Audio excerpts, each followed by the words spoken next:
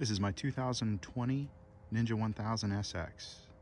I haven't really seen any owner reviews on this motorcycle, so I am going to make one.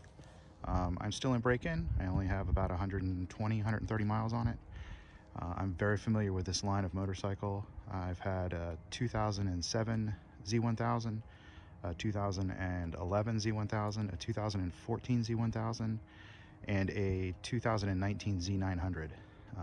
I realize the Ninja deviates from that a little bit, but the bones are all the same. I have wanted a Ninja 1000 for some time, and they finally made enough changes on it to make me seriously consider purchasing one, which obviously I did.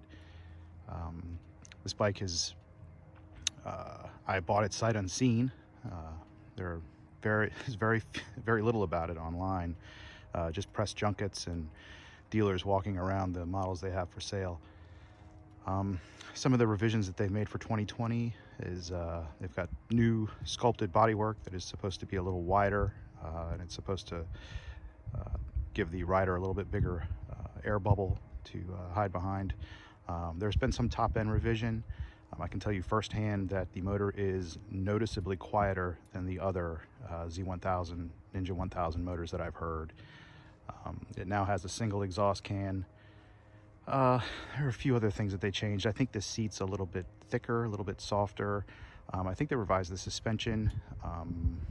The windscreen is now four-way adjustable, and it has the TFT display, and it connects to your phone via Bluetooth, which I have done. And other than that, I think it's pretty close to the 2019, which was a great bike. But this bike rides incredibly plush. I remember the 2011 Z1000 I had rode very poorly. I thought that the suspension was way too stiff. I think the tires were pretty triangular. It just felt like it was always kind of manic. This is not that way. I felt very comfortable on this as soon as I got on it. I've been riding it fairly spiritedly on some back roads, and I was able to do that right away. There was nothing that I had to do to get used to it. It's very neutral handling. Holds the line well. The tires seem pretty good. It's about 55 today, so I'm not going too bonkers with it, but and I'm also in break-in. And the first stage of break-in is you cannot exceed 4,000 RPMs, so your tachometer will pretty much harass you anytime you get over 58 miles an hour, 59 miles an hour. It begins to flash because it's got a shift light that knows that the bike itself is in break-in. You may be able to turn it off. I haven't really messed with it too much, but the Rideology app is pretty good. It's kind of limited for this bike because it does not have the electronic adjustable suspension, but you can change rider modes, and you can change the quick shifter on and off. One thing you want to note though is when the bike is delivered, all of those options are turned off. You have to actually go in and enable the quick shifter, enable the rider mode. None of those are available until you do that, and you cannot do that while you're moving. You have to be stopped. The Rideology app is okay. I haven't really had too much of a chance to mess around with it too much. It's got two different display screens that you can have while you're riding. One of them is really good. It's got a lot of information. I think that's the default one. That's type 1. That one's really good. It's got a lot of good information. You can toggle, you know, your fuel mileage, your average mileage, your lean angles. If you're in a rider mode, you can toggle to see what your traction control is set at and what your power is set at. The other one, it's kind of video gamey. I mean, it's got some kind of gimmicky stuff that doesn't really help you.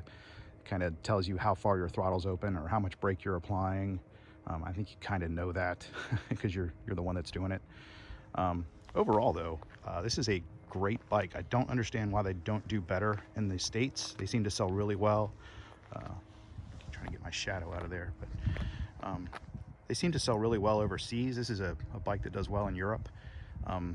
This is a very good bike if you don't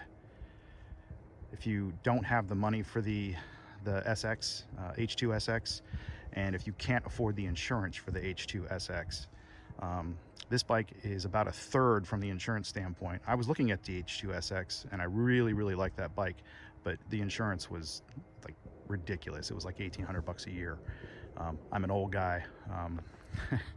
All my bikes added together were about 400, but this one by itself is about 700 a year. Of course, all of that is based on your age and marital status and credit. But otherwise, this thing it's a very nice bike. I was happy to purchase it. I'm happy to have it. I'm excited to get some miles on it. See ya.